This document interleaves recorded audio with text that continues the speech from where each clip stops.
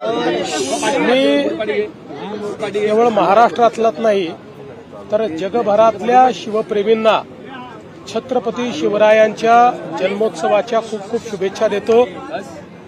छत्रपती होते म्हणून आम्ही आहोत। छत्रपतींनी आम्हाला आत्माभिमान दिला, आत्मतेज दिलं। छत्रपती शिवाजी महाराजांनी आम्हाला समतेचा संदेश दिला। 18 पगड जातींना एकत्रित करून ज्या स्वराज्याची त्यांनी स्थापना केली त्या स्वराज्यातून एकतेचा संदेश त्यांनी आम्हाला दिला। राज्यकारभार कसा चालवला पाहिजे हे छत्रपती शिवाजी महाराजांनी आम्हाला शिकवलं। वनसंवर्धन जलसंवर्धन कसं केलं पाहिजे हे महाराजांनी आम्हाला शिकवलं। कर प्रणाली कशी असली पाहिजे हे महाराजांनी आम्हाला शिकवलं। यासोबत सुरक्षा कशी ठेवली पाहिजे, समुद्री सुरक्षा कशी ठेवली पाहिजे हे महाराजांनी आम्हाला शिकवलं।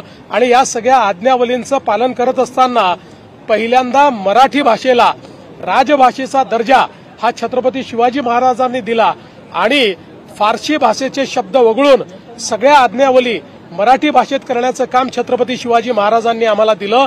आणि म्हणून हे आत्मतेज आणि आत्मभान घेऊन छत्रपती शिवाजी महाराजांचे मावळे म्हणूनच आम्ही या ठिकाणी राज्यकारभार करतो। साहेब, दोन उपमुख्यमंत्री कार्यक्रमाला नाही येतात?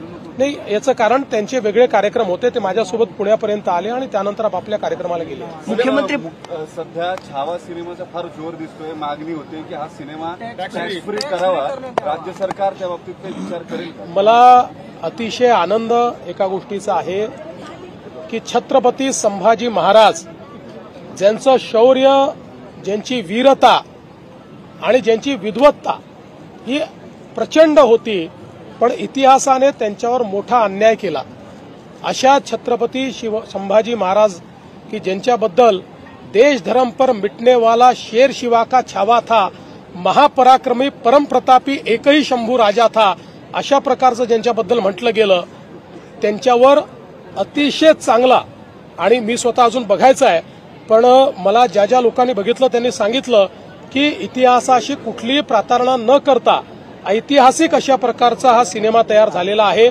त्याबद्दल पहिल्यांदा मी सिनेमाचे निर्माते, सिनेमाचे निर्देशक आणि त्यातले प्रमुख ज्यांनी रोल केलाय ते विकी कौशल यांचं मनापासून अभिनंदन करतो। मोठ्या प्रमाणात ही मागणी होतीये की हा सिनेमा टॅक्स फ्री करा, पण मी आपल्या माध्यमातून महाराष्ट्रातल्या जनतेला सांगू इच्छितो की इतर राज्य ज्यावेळेस टॅक्स फ्री करतात त्यावेळेस जो करमणूक कर आहे तो एंटरटेनमेंट टॅक्स त्या ठिकाणी माफ करत असतात। महाराष्ट्राने 2017 सालीच निर्णय घेतला आणि महाराष्ट्रामध्ये करमणूक कर हा आपण नेहमी करता रद्द केलेला आहे, त्यामुळे आपल्याकडे करमणूक कर नाही आणि म्हणून अशा प्रकारची माफी देण्याकरता तो करच आपल्याकडे नाहीये।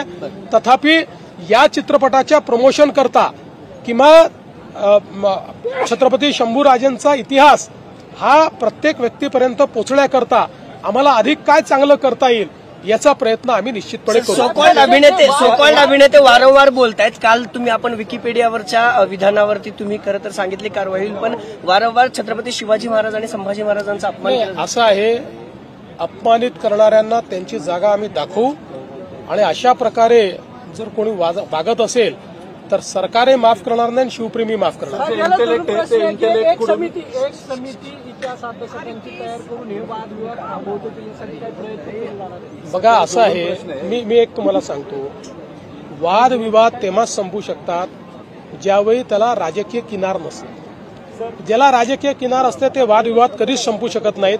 तथापि मला असं वाटतं की यापूर्वी देखील आपण अनेक समित्या तयार केल्या आहेत, त्यांनी काही रिकमेंडेशन दिले आहेत, त्याच्यावर सरकारने निर्णय देखील घेतले आहेत। चला।